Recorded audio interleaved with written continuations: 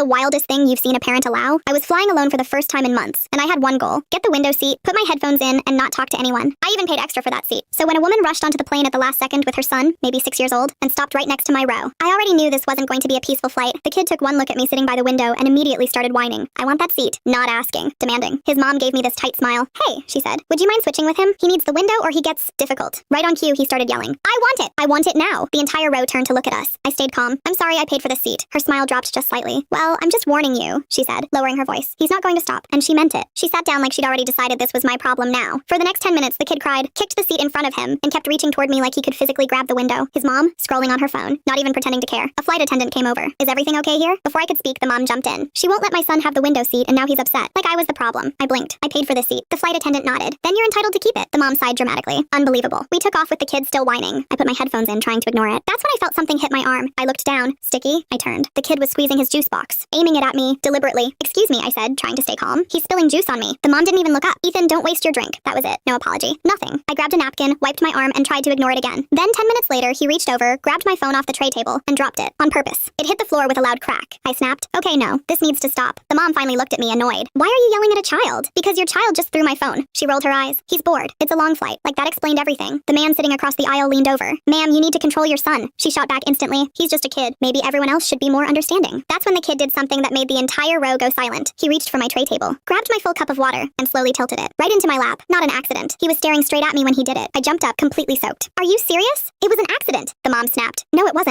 A flight attendant rushed over. This time I didn't even have to explain. The man across the aisle spoke first. I've been watching this the whole time. The child is doing this on purpose. A couple people nearby nodded. The flight attendant's expression changed instantly. Ma'am, she said firmly, I need you and your son to come with me. The mom crossed her arms. We're not moving. Now a second flight attendant showed up. You can either move, she said calmly, or we'll have security meet the plane when we land. That did it. The mom huffed, grabbed her bag, and yanked her son up. This airline is ridiculous, she muttered as they walked to the back. The kid screamed the entire way down the aisle. And just like that, peace, for about an hour. Then suddenly people started shouting from the back. Flight attendants rushed past us. Apparently while his mom was in the bathroom, the kid had opened an overhead bin. Suitcases came crashing down. One hit a passenger in the head. When we landed, security was already waiting at the gate. As I walked off the plane, I passed their row. For the first time the entire flight, the kid was quiet. And the mom? Still arguing. Still acting like she'd done nothing wrong. I didn't say a word. I just kept walking. Because honestly, that flight taught me something I'll never forget. Some kids aren't the problem. Their parents are